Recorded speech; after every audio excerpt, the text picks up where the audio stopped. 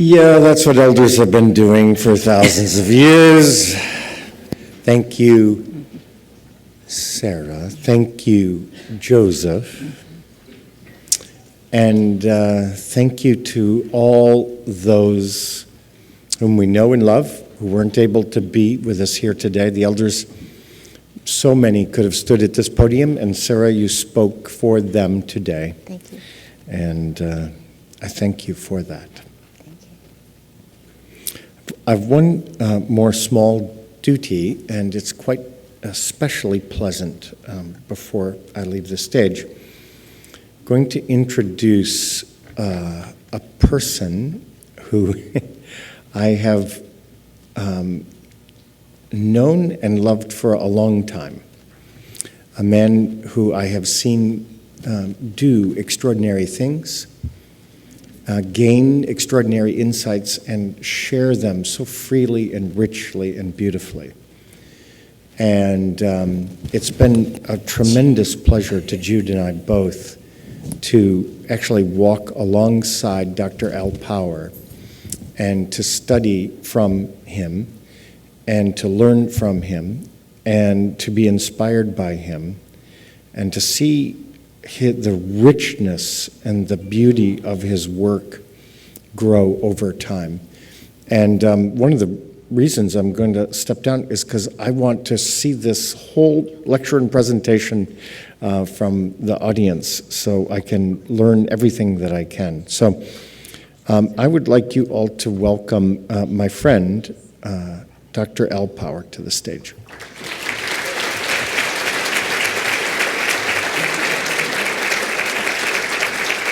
For 2 seconds, I'm going down. No, really? No, it's good. He's good. He's good. Thanks. Let's go. Let me see if this works. Testing. Yeah, it works. Thank you so much, Bill. Yes, thank you so much, Bill and Jude. Everything I give returns to me tenfold here, and I appreciate that. I want to start, I guess, with my weak Steve Martin imitation saying, no one informed me I would be following Sarah Rowan. But that's the way it goes. So thanks very much. I have a couple quick questions to start. First of all, I'm going to move around. That to me is the definition of a physical restraint, so I'm not going to use it. And I'm not ignoring you on stage right, but the camera's over here and it can't see over there, so I'll try to include you as much as possible. 2 questions. First of all, did that tip over or was it meant to be that way? Because my OCD is driving me nuts right now. So unless this was intentional, I'm going to stand this back up. I saw a great button last time I was in Australia, the little street fair. It said, I have CDO. That's like OCD, except the letters are in order the way they're supposed to be. Second question, anybody got a guitar that Jennifer Carson and I could borrow for the first intensive? If so, there's Jennifer, let her know. If not, we'll have to improvise. And you don't want me just improvising, believe me. Okay, thanks everybody. It's great to be here, and I appreciate this honor of addressing you this morning. I've never corrected Sarah in anything she said before, but I'm going to correct her today. I actually believe that to attend an Eden Alternative International Conference, you have to be a special person. Would you agree? I think so. This is not for everybody, and it's in that spirit that I'm bringing you this keynote today. My marching orders were to level some challenges at the audience, to start things off, to kick things off, because it is about time. That's where this comes from. We've been talking culture change for a long time. Eden has been a leader, world leader in that area, and it's about time to kick it up a notch. So they asked me if I would do that. And so I will. I hear there are 200 first-time attendees this year, amazing number. Don't be scared. Let me tell you, every challenge I mentioned today, there's someone in this room who's doing it today. And there are a lot of sessions, wonderful sessions coming up where you can learn about how to get there. But we're going to try to raise the bar a little bit. So I am talking about supporting people living with dementia. That's what I tend to do much of the time. But I want you to know, I think you'll see from these messages that most of what I say can be applied to all elders and can be applied to all living environments. So I hope you'll see the universality of this message, even though I'm using this as my talking point. So what is this gap that I put up here? Well, Dr. Tom Kitwood, almost 2 decades ago, wrote a seminal work called Dementia Reconsidered. The person comes first. Where he talked about personhood, he talked about what he called person-centered care, a term that he's credited with coming up with. And in the past 2 decades, there have been hundreds of books, lectures, seminars, talks about person-centered care and all the outgrowths, person-directed care, relationship-centered care, authentic partnerships, all the wonderful things that have come from Kitwood. And yet, the philosophy continues to fall short for probably the majority of people living with dementia, and maybe the majority of elders. There is a gap between the philosophy and the reality, and we have to bridge that gap. So what I would like to do today is to give you what I'm calling 4 provocations, to give you a starting point. Now, when I say provocations, I hope that doesn't mean annoyances, but I want to stimulate thinking. I want to get people thinking a little differently. I'm not saying that everything I say is absolutely right, but I want to get people discussing things. And in that spirit, it was also intended that I have a think tank session tomorrow. And those of you who want to discuss these further, or who have other challenges you want to bring and discuss with like-minded people, come on over. And it's not going to be me answering your questions. It's going to be using the common wisdom in the room to try to address some of our challenges. I got the term provocation from a Maltese physician named Dr. Edward de Bono. Edward de Bono is one of the leaders in our modern time in creative thinking. He called it lateral thinking, jumping out of the box, or out of the square, as they say down under.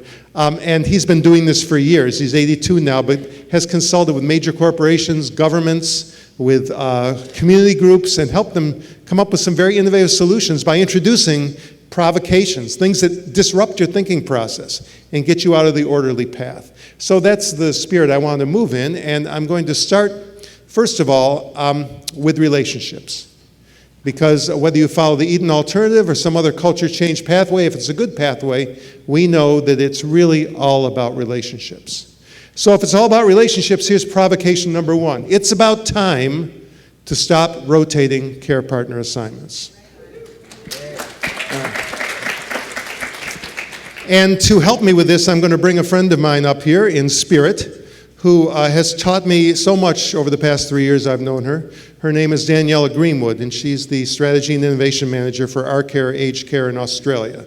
They operate 26 communities around South and East Australia. And this is what Daniela says. There are only 2 staffing models, dedicated staffing and rotating assignments. If you rotate once a week or once a year, you have rotating assignments. Now you might think, well, every 3 months, every 6 months, every year, that's not so bad, is it? Ladies, how many different gynecologists do you want to go to? Different one every year? Different hairdresser? Men? Different barber? Different lawyer? Different accountant? Anybody? I mean, if they all are qualified and have your information, does it matter? Of course it matters. Of course it matters. And how about if I paired you up and said, okay, you're going to go away to a room and your partner is going to strip you naked and give you a shower? Would that relationship matter to you? Absolutely. So what are we asking our elders to do when we constantly change our assignments? Who is this for? Is it for us or is it for them? Now, Danielle was charged 3 years ago with trying to improve the service of our care, bring it to the next level. So she did an appreciative survey of dozens of elders, family members, and staff members to find out what was working well and what else they wanted to do. And she got 4 big buckets of comments, but one of the ones which they spoke loud and clear was what she called connections, the need for better relationships. And she heard it from everyone. She heard an elder say, you know, Mary was taking care of me and she understood me so well and knew me, understood my needs, and now she's moved and I have this person who doesn't know me and we're starting all over again. Or she heard a staff member say, I was floated over to another neighborhood, and you walk in the door and you see that look in the person's eyes and you know that it's going to be hard because he doesn't know me and he doesn't trust me. Or a family member, one of her family members said, you know, when Nancy is taking care of my mom, I can go to sleep at night because I know her and I trust her. So she said, we have got to stop rotating assignments. And so she came up with a plan after getting approval from the board. And this is what she did. Wherever people were living with dementia, because these were the people that needed trust and familiarity the most, and some of them lived in separate areas and some of them lived in integrated living environments, depending on the community, but wherever they lived, people had to reapply for their jobs. She started with staff education sessions so people understood the why, and she got a lot of support behind this. And then people reapplied, and they had to commit to working at least 3 shifts a week and being with exactly the same people all the time. They used several things to evaluate people: interviews, supervisor evaluations. They used questionnaires, tools like the ADQ, which is a very good indicator of people who are best suited to give holistic care to people living with dementia. And those who made the grade were rehired to work in those areas. Those that weren't had to work somewhere else. That may seem harsh, but Daniela says, when you have a football team, you put your 11 best players on the field every week because you want to win. Don't our most vulnerable elders deserve the same quality as a sports team? So they started doing this one home at a time, one community at a time, 3 years ago. Finished up last October, November, after 3 years of rolling this out. The early communities, after 6 weeks, found that they were spending more time with their elders and not sacrificing the completion of any tasks. She also started measuring outcomes. Here are some of the things she found in those early adopting homes. She found about a 25% decrease in skin tears. She found about a 15% decrease in falls. She found about a 90% decrease in pressure sores. She found a 6-pound average weight gain. She found a 70% decrease in respiratory infections. Why would that happen? Because the average number of people touching an elder on days and evenings over the course of a month went from 27 to 5. That's why there were fewer infections. She found a 50% decrease in staff turnover. She found a 20% increase in nursing assistant satisfaction, a 30% increase in nursing satisfaction, a 45% increase in family satisfaction. She found, even though there was no antipsychotic reduction initiative going on, they had a 50% decrease in PRN psychotropic medications. And here's the kicker. As each of these communities has rolled it out, since each community has started this, there has not been one formal family complaint lodged in 26 communities. Now, does that mean there are no problems? No, of course not. But they are being addressed right with the team that's providing care, not being kicked up to another level because of dissatisfaction. We found something like that at St. John's Home when I worked there in Rochester. I used to be on this CQI committee, and we used to meet every Tuesday morning for 2 hours once a week. And at least half that meeting was talking about issues, family issues, elder issues, and trying to brainstorm it from a leadership level. But as we moved down the Eden path, as we eliminated agency staff, as we moved to more dedicated staff assignments, those CQI meetings went down to biweekly and then monthly, and when I left, they were meeting about 20 to 30 minutes once a month because there was nothing left to talk about, because all those concerns were being addressed by the people who had relationships. There are lots more reasons to do this, but this is the point. I believe this is the standard of care. And I want to warn you all that I'm telling elders and families who are touring care homes to ask, do you rotate your staff? Not how often do you rotate your staff, do you rotate your staff? So be forewarned. Okay, so are you with me? That was the least challenging one I have for you. I mean, it seems like a no-brainer. I could quote lots more research showing all kinds of things, survey deficiencies, quality of care, but when I ask, usually the majority of people in the conferences I go to are not doing this. So once again, it's about time.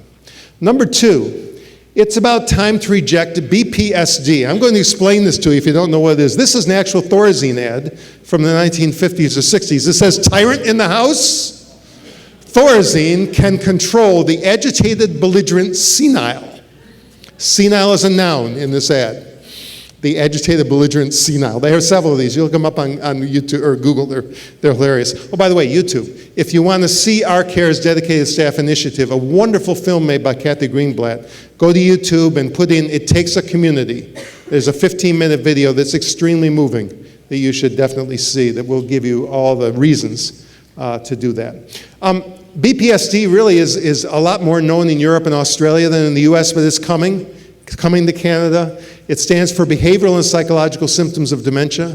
On this side of the pond, you sometimes hear neuropsychiatric symptoms of dementia. NPS is the abbreviation. I believe that these abbreviations are dangerous and should be done away with. I'm part of a minority, but I'm trying to create a rebellion here, so I'm hoping you'll join me. I'll explain why. If you think that what a person says and does is a symptom of brain disease, then you have created a slippery slope to using inappropriate psychiatric medications. Because if you really believe someone hit you in the shower because they have brain disease, there's no solution except to give them medication for it. But never mind, was the shower too cold? Were they exposed? Was someone not engaging them or giving them any control over it? Were they not explaining what was going on? Was it a stranger bathing them? Was it a bath, or was it a shower and somebody who prefers a bath? Those things are not symptoms of dementia. They're symptoms of how we relate to people, how we provide care and support. So that's the dangerous thinking, is if you lock yourself into thinking that these expressions are symptoms of dementia, we're going to be in trouble. This also pathologizes normal expressions. Many people do things that you and I would do in the same situation, but once again, it becomes a BPSD because they have the label of dementia. So someone who expresses curiosity or frustration or sadness, which we've all done, all of a sudden has a behavior which needs to be controlled. Now, this is more than just semantics. I want to explain to you how harmful this can be. We know through our research now that antipsychotics are largely ineffective and dangerous to give to people with dementia. We have not approved them in the US for this use. In fact, we have a black box warning saying do not use these drugs in dementia. They cause excess risk of stroke, pneumonia, and even death. Average of studies is about 70% higher death rate compared to people that take a placebo. Janssen Pharmaceuticals, who made Risperdal, the brand risperidone, paid a $2.2 billion criminal penalty last year for illegally marketing these drugs to people with dementia and to adolescents. In the UK and Australia, this drug has been approved in dementia if you have a BPSD. That's the power of this language. So a bad drug can be legally given to people because of this label. Now, Australian and British brains are not really different than American brains. I know as you watch our political process, you might think they are. But you Aussies had Abbott and Turnbull, so you have nothing to say as far as I'm concerned, okay? But the truth is that it doesn't help anybody's brain any better than anybody else. So what we've done is we've sanctioned the use of a bad drug because of labels, because of words. That's how powerful they are. And if you read the literature that comes out of research, media, Alzheimer's societies, they all say a person with dementia, 90% of people living with dementia will have a BPSD during the course of their illness. So you have just sanctioned the use of these drugs in 90% of the people you care for by using this language. Where did BPSD come from? It came from the International Psychogeriatric Association. They had meetings in the UK in 1996 and 1999 where they crafted this terminology and came up with this whole classification system and algorithms which have been used ever since. Those meetings, by the way, were sponsored by a grant from Janssen Pharmaceuticals. Interesting, isn't it, the way things go around? So let's just try this little shift in thinking. Instead of saying 90% of people living with dementia will experience a BPSD during the course of their illness, try thinking 90% of people living with dementia will find themselves in a situation in which their well-being is not adequately supported. How will that change the way you see the person and the way you respond to their expressions, if you see it that way? How do we explain the fact that 150 nursing homes in the US at any given time are using 0% antipsychotics if it's brain disease, and hundreds more are using less than 3%? How do you explain that? I just met Alethea today, who told me that they've been using my books up in Alberta, and their homes, 26 homes, are down to 3% antipsychotic usage among people with dementia. You can't do that if this is brain disease. Now, the brain's involved, I know. You know, there's pathology in the brain. It affects your coping ability. It affects the way you communicate your needs. It affects your ability to remember the information that keeps you in control. And that can make you maybe more susceptible to distress, but it's not the cause. And drugging the brain is not the answer. So that's number 2. I'm going to go to number 3, which may be the biggest one of all. I'm going to couch this in a few culture change reminders. It's about time to become inclusive. And I've used some very provocative pictures here, but how appropriate we're in Little Rock, where in 1957, the National Guard was called out to escort 9 young high school students to Central High School, who were people of color who were being integrated into a white school. I use the terms segregation and integration. I don't talk about memory care, because to me, there's a really fundamental issue going on here when we separate people. Other than convicted felons, there's nobody else in elder care that we say can't live with the rest of us. And I think there's a fundamental problem with that, but I'm going to spin out a few arguments here about this. But let me say first, this is not about bad people. This is not about bad care. It's about bad models and philosophies. I'm not saying that people that work in memory care environments do a bad job or don't provide high quality care. I know some people that provide incredible quality care. There were also school teachers in the 50s that were the best teachers in the country teaching in segregated schools. That didn't make segregation the right thing to do. It just meant wonderful people were working in the system to the best of their ability. So people get offended by this. This is not about our ability. This is about, are we working in the model that enables us to express our gifts in the best way and to provide the most well-being for our elders. So let me just mention, we are talking about dementia-friendly societies all over the world. And the Dementia Friends Network in England has this statement that they had on their website. By 2015, we want there to be 1 million people with the know-how to help people with dementia feel understood and included in their community. At M&S, Marks & Spencer, they trained 28,000 store employees to be dementia friends, to understand dementia. M&S, I keep calling it S&M, and that got me in trouble. So it's M&S. They train thousands of bus drivers in London to understand their neighbors with dementia, so if they're riding the bus, they will be more sensitive and understanding of how to support them. But this really begs a very important question, doesn't it? If dementia-friendly community is defined as a community that includes and positively engages those with dementia, then the long-term care sector has become the most dementia-unfriendly part of our society, because we continue to separate people and say, we don't want to include you. We want you somewhere else.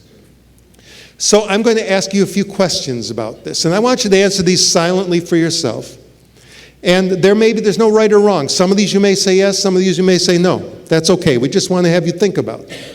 So the first question is, if you are someday diagnosed with dementia, do you want to live the rest of your life in a place that only has other people with dementia living there? Second question, would you ever want to live in one of these places, the home for people with high blood pressure? Or, God forbid, the home for former nursing home administrators? The home for a certain race, religion, ethnicity? Maybe, maybe not, it's possible. The home for people who say had the same school exam scores. What am I getting at here? I'm getting at stage-specific living areas, aren't I? We can even cone this down and try to make it more scientific. Let's say you're Caucasian, you're a nursing home administrator, you have a little high blood pressure, and you got a 3 to 3.5 grade point average. If I took all those people in the room, should you live together? Does it make any more sense? This is what I think is the biggest misconception. As both a geriatrician and a culture change student, this is what I think is the biggest misconception in elder care. We have over 100 different kinds of dementia. It's not a disease, it's a syndrome caused by over 100 different things. Many different levels of ability, many different patterns of disability, many different coping styles, personalities, 46 million people worldwide, and one-size-fits-all housing and care. Did that ever make any sense? I believe that people with Alzheimer's are no more alike than the people in this room with brown eyes. I truly believe that. And what happens when you put a disease before a person is it makes it much harder to give true individualized care, because you do dementia care, you do dementia programming, you do dementia design instead of seeing the individual. So it puts you behind the 8 ball. Now, when you think about these different kinds of places, if you lived in one of these places, would that place treat you more or less like a unique individual, do you think, if that's the reason you were moved there? And the final question, do you think that separating people makes other residents and families' fear and stigma greater or less? I'm working with some organizations who are trying to desegregate, and what they're finding is that it's even harder. The reaction from the elders and the families is more extreme, because, as I tell them, they've been giving the message to those people, you're right, those people shouldn't be with you. They should be over behind that locked door. And now when you try to desegregate, you actually have a higher hill to climb, because you've been giving this message to people all these years. And people have found that the resistance can be even higher. I think segregating people with dementia is a lot like smoking. It's a lot easier not to start than it is to quit after you've been doing it for a while. Better quality of care. There are some people, once again, I know places that give high quality care.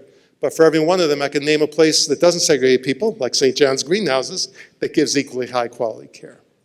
So where do we go? We go to the Cochrane Review. The Cochrane collaboration, coming out of Oxford, does the most extensive literature reviews on medical topics in the world. They are considered the gold standard, and they looked at this in 2012.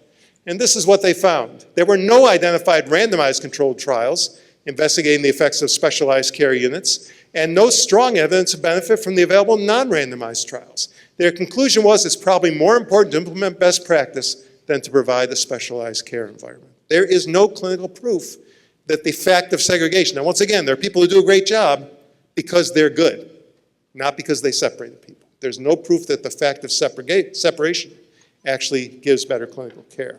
And then the last thing that I want to talk about, of course, and there are many other arguments, you can read my books, but civil rights is the big thing. As I say, we're telling a certain group of people that because something about them is different, they can't live with the rest of us. And I think that that is fundamentally wrong. I think that there's a human right there that is being violated that we have to work on.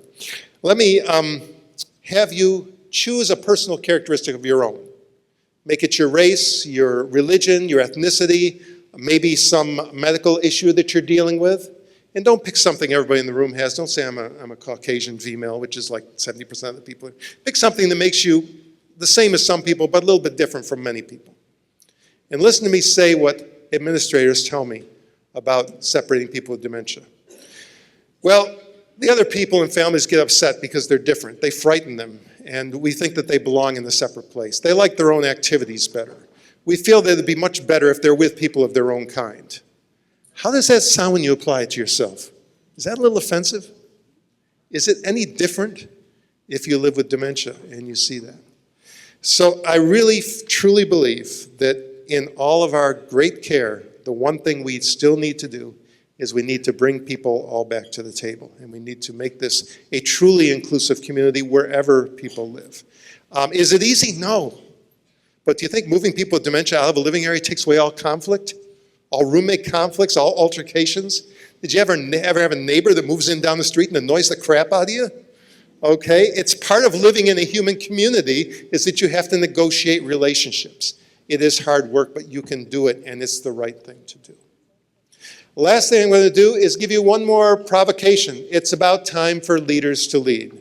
I'm looking here at Nancy Fox, who's taught me so much about leadership, and at Bill and Jude Thomas, who wrote Principle 10 that says, wise leadership is the lifeblood of any struggle against the three plagues. For it, there can be no substitute. And Nancy taught me that culture change initiatives succeed or fail on the backs of the formal leadership of an organization. It doesn't matter whether you're in a nursing home, home health care, doesn't matter where you work. And by the way, when I talk about these things, as I said, it's for everybody. Rotating staff happens in home health care too. My friend Sally Magnuson, who's a BBC anchor up in Glasgow, wrote a book about Alzheimer's because her mother lived with Alzheimer's. And she talked about a woman named Jeanette Maitland who filed a complaint with the NHS in Aberdeen, Scotland, because her father, who was living at home with Alzheimer's, had 106 different home health care workers come into the house over the course of a year and provide personal and intimate care.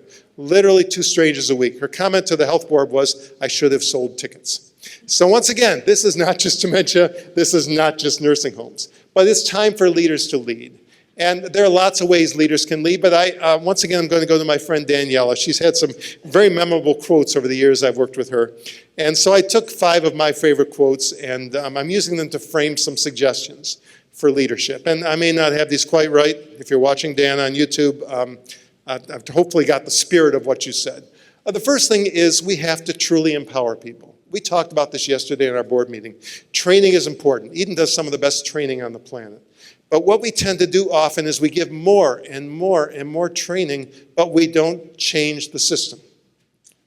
And so one of the things that Daniela says is, most staff don't need more training. What they need is permission. That's what they really need. You can't just give training without culture change because all you do is you create frustrated employees. So the other job of leadership is to remove barriers. Remove those systemic barriers to people doing what they know they need to do. And that leads to quote number 2, which is don't ever tell your staff the elders can get up whenever they want and then put them in a system where that cannot happen. It happens every day. We talk person-directed care, elder-directed living, authentic partnerships, whatever you want, and then our systems say don't do it.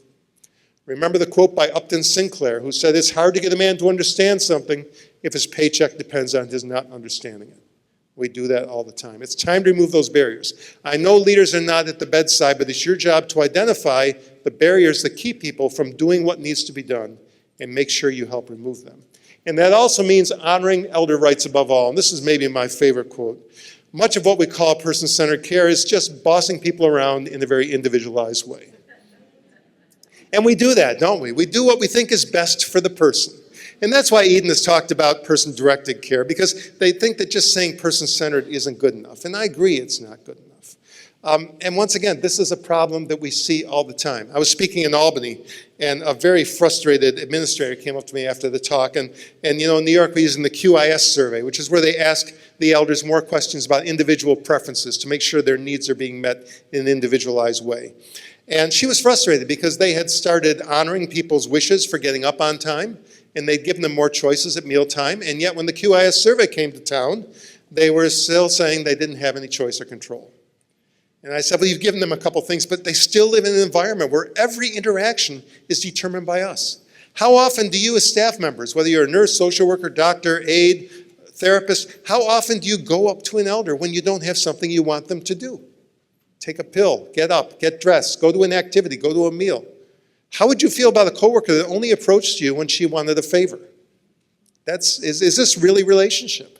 Or are we still running everybody's day in all the little minute ways? And once again, this happens in your own house if you live with dementia as much as it happens in the nursing home. So we really have to, as leaders, understand how we are not going far enough to back up the desires and needs of the elders. And once again, find out what's getting in the way of that and help break that down. It's a really important thing because we're just not going far enough when we say we're being person-centered. Two more. There are always horror stories about surveys.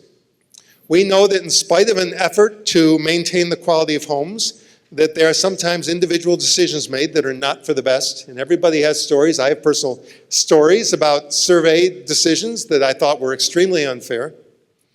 And so it's time for leaders to stop adopting the victim role. And the place where this is most important is, does a survey decision infringe on that FTAG 151, the resident rights statement, or their dignity? Because that trumps everything.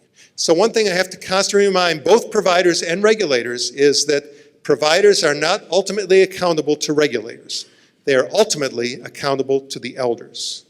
And so number 4, challenge any survey decision that compromises a person's individual rights or dignity. Because sometimes when you talk about surplus safety, that's exactly what happens. You start trampling rights because of the slight chance that something bad could happen.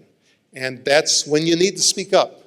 That's when we need to advocate for the elders who are the people we truly serve. And lastly, this one will probably tweak some people too. I do support research. I believe outcomes are important to measure.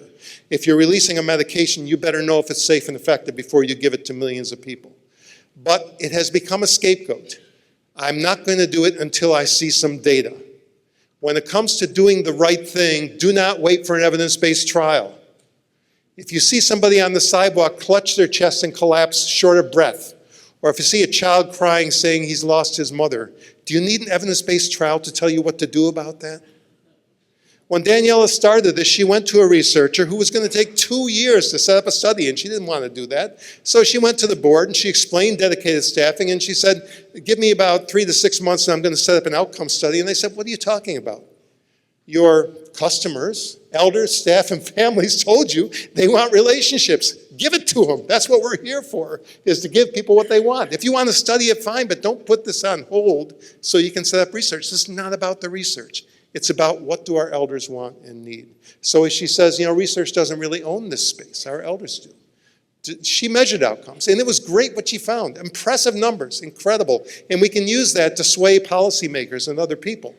But if there had been no reduction in skin tears, pressure sores, infections, staff turnover, it was still the right thing to do because it was what her elders and families and staff wanted and needed.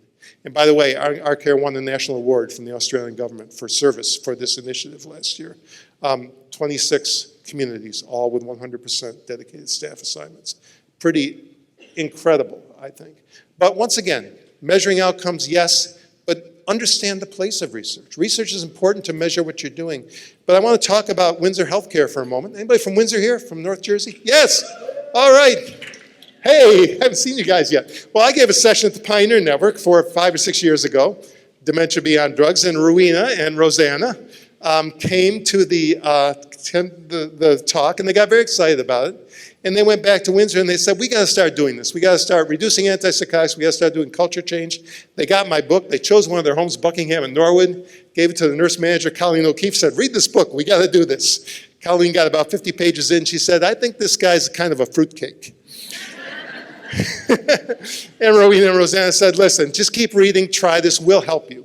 Well, what they did was they took somebody who they considered very challenging. They changed the way they approached his care, and they met his needs, and he changed. He changed 100%, and they became committed to this. And their antipsychotics went from 33% in 2012. For the past 2 years, they've been hovering around 0.5%. Yeah. They also, it wasn't just this, they also began the Eden Alternative Journey with Eden Guides, like Steve, who's here somewhere, and Vicki, and I think Denise may have been involved, and Emi Kiyota was involved as, in design consultation. And that's important too. But the reason I mentioned it is not just the reduction in numbers. The reason I mention it is they could have said to me, gee, Al, your idea sounds great, but let's see a published study. I'm not a researcher. I have no data behind what I'm talking about in my books. But they didn't wait for that. They did it, and they showed me that what I was talking about could be done in real life. And there's a time when you have to act. You can measure it as you go, but you can't always wait for someone else to tell you it's the right thing to do. That's what leadership really is knowing in your heart when something's right and taking it forward for the benefit of everybody in your community. So I want to leave you with one last word, and that is, don't be afraid to lay the path as you walk it. Another bit of advice from Danielle, and we've heard it here in Eden. Wendy Vaughn likes to talk about jumping off the cliff and learning to fly on the way down. The truth is that we can't plan it all beforehand. When I was at St. John's, we were great at trying to plan things to the hilt. We got so paralyzed because we tried to imagine everything that could possibly happen and plan it before we would take the first step. And we finally just had to say, stop, get moving, let's go. And we have to do what my friend Emi says, and that is embrace imperfection gracefully. We have to understand that when you try to create the perfect environment before you even get there, you're actually creating an institution. You have to let life be lived, and you have to explore the journey and experience it and make it work as you go.